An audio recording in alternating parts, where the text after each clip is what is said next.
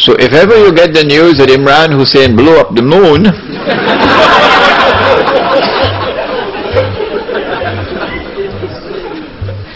you'll understand the background.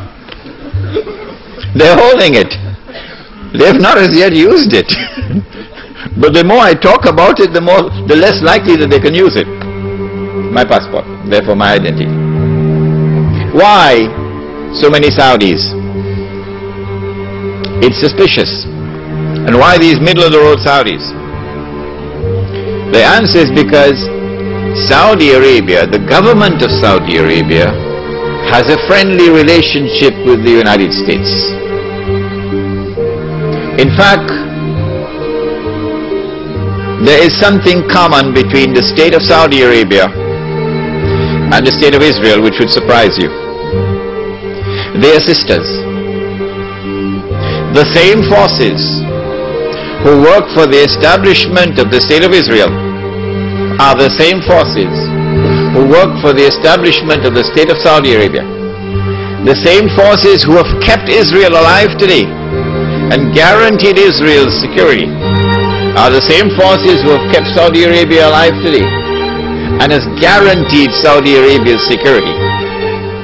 And when the state of Israel is to be destroyed, Saudi Arabia also goes down into the garbage bin. They're sisters. But at the moment, the friendly relations and the good press which Saudi Arabia receives in the media in the United States of America, and the fraternal relations between the government of Saudi Arabia and the government of the United States stands in the way of those who attacked America on September the 11th. In what way? I said to you last time I was here that the United States cannot attack Iraq until a particular moment arrives. And I gave you some homework. I ask you to think. Iraq does not pose any threat to the United States. It does not pose any threat to the state of Israel. The Israelis have to be digging and digging and digging for a strategy to be able to make Iraq look threatening. So now they're coming up with all kind of fancy theories about biological weapons and weapons of mass destruction and so on. It's just dust in the eye. Well, and if Israel does not pose any threat, why all of this hullabaloo, all of this shouting from the mountaintops about attacking Iraq? And who, in military strategy, which commander-in-chief, which country which is about to wage war, which country will announce for 1 year in advance, 2 years in advance, we're going to be attacking you? And then publish in the newspapers all kinds of alternative strategies how to attack. It sounds suspicious. Sounds like the attack on Iraq is not for military purposes. Sounds like the attack on Iraq is for political purposes, so that political dividends might accrue from it. What are those political dividends? That is at the heart of the beginning of my talk tonight.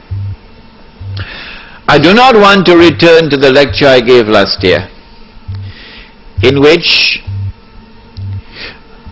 I began with the ruling state of Britain and identified that with the hadith, a day like a year.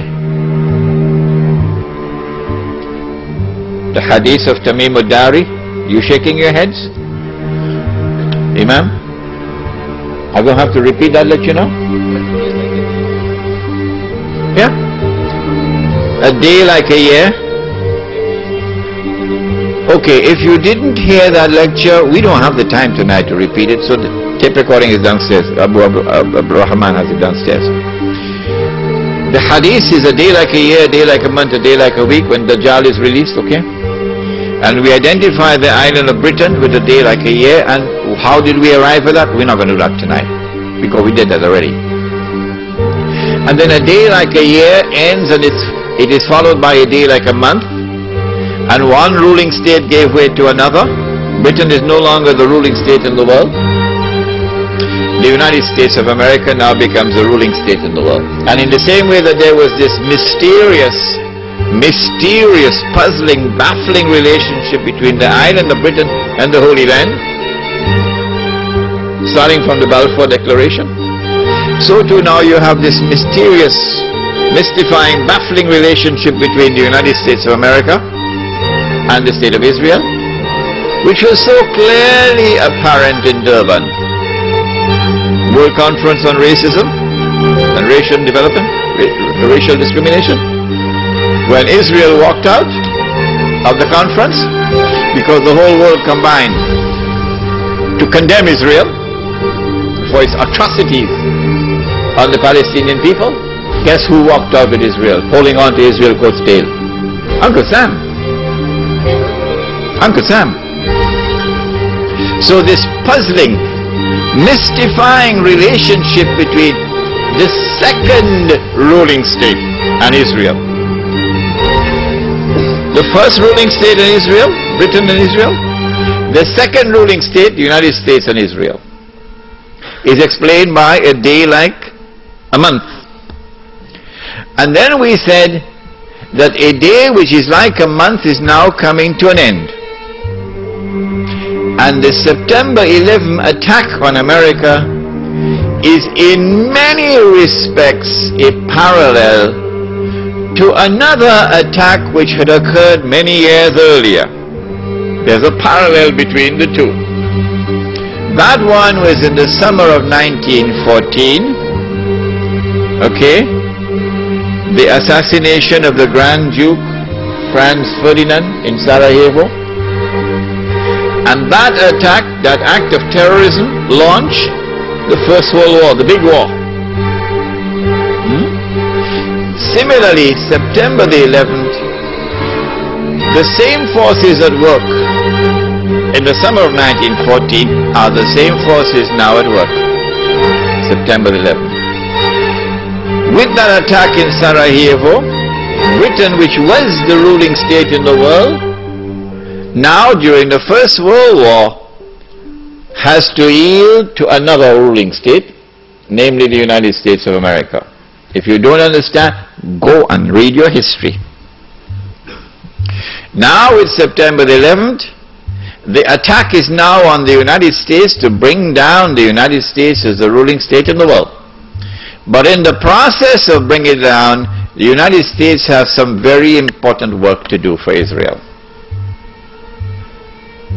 I can identify tonight two very important things that the United States has to do for Israel. There are many more, but there's no need to do more than simply two. In order for Israel to succeed the United States as a ruling state in the world, not only must the US economy collapse and the US dollar collapse, and when the US dollar collapses, it brings down the whole world of paper money with it. And if you don't believe me, just wait. Just wait. This is going to be the topic, Black Town, Wednesday night. Do please come on Wednesday night, because that is the most important lecture of all. Islam and the international monetary system. Please come on Wednesday night for that lecture.